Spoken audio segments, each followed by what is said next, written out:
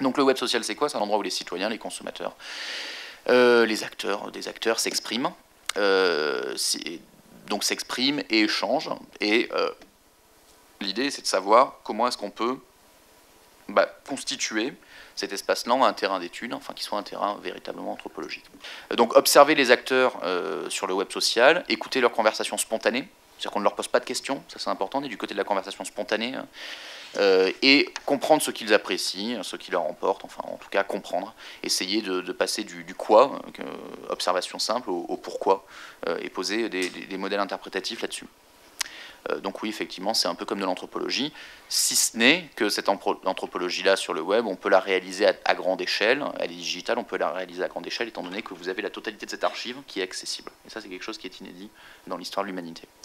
On peut se dire que l'objectif, c'est de vouloir utiliser le web social comme un terrain d'étude, au même titre que des terrains traditionnels, ce que je vous disais en introduction.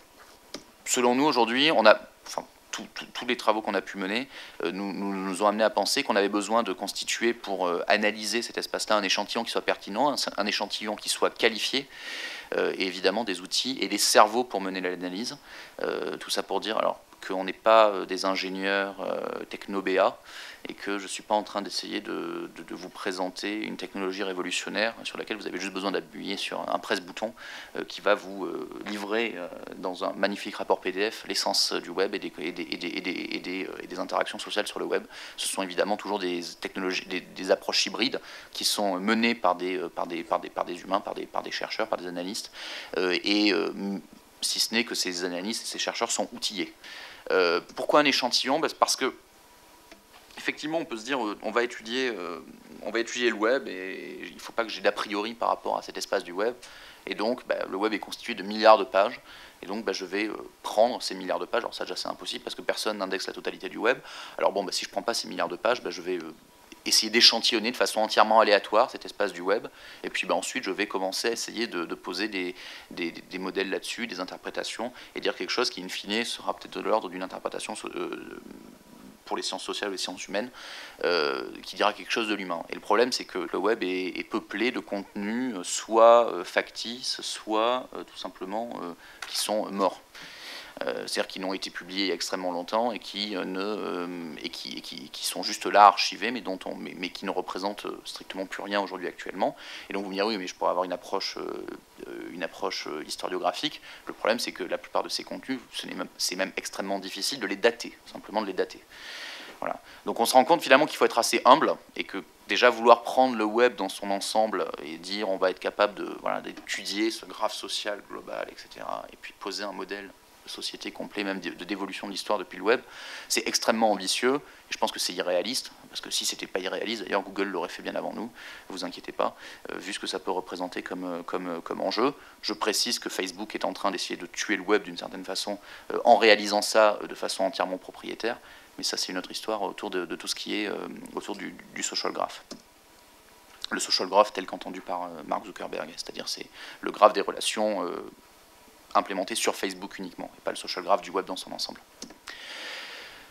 Donc la plupart des médias sociaux ne publient plus, n'ont strictement aucune audience, c'est-à-dire que ce sont des contenus morts qui ne sont plus lus, qui pour la plupart n'ont même jamais été lus, donc n'ont pas d'impact sur les consommateurs, c'est une scorie. Donc, pourquoi un échantillon? Et là vous l'avez là. Si vous déployez un dispositif technique et derrière de recherche qui part du principe que votre terrain c'est le web dans son exhaustivité et que vous vous attaquez à un échantillon aléatoire sur le web pour l'étudier alors que votre objectif c'est de donner une photographie justement à un moment donné, dites-vous déjà que vous allez avoir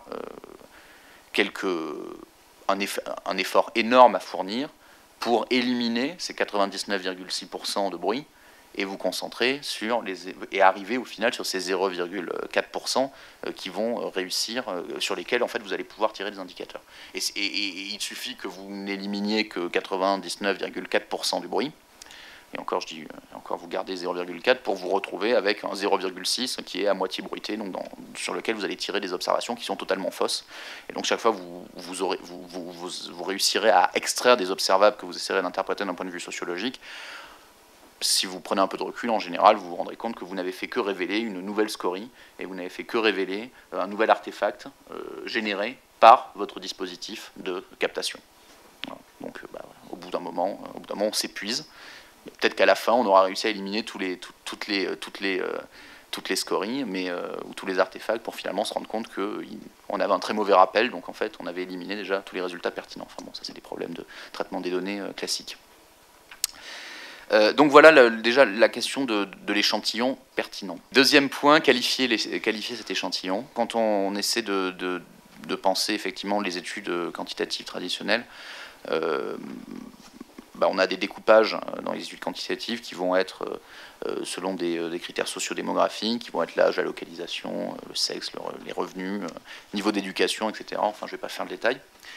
Quand vous dites que vous allez travailler sur le terrain du web, alors là, je suis dans une logique plus étude des populations et pas forcément étude étude en sciences de l'information, hein, en tant que média, parce que le web a ce caractère il est à la fois un espace social où des individus interagissent, il est aussi un média.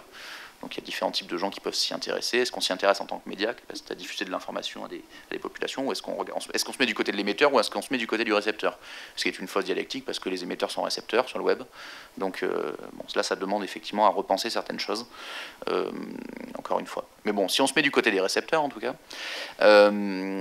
normalement, on travaille par âge, localisation, enfin tous ces éléments-là. C'est inconnu sur le web. Vous n'avez pas moyen de le savoir. Si vous voulez garder le côté quantitatif, alors vous pouvez évidemment essayer de contacter une dizaine de personnes aléatoirement, mais enfin déjà ça va vous demander un dispositif d'une complexité qui va très vite coûter extrêmement cher.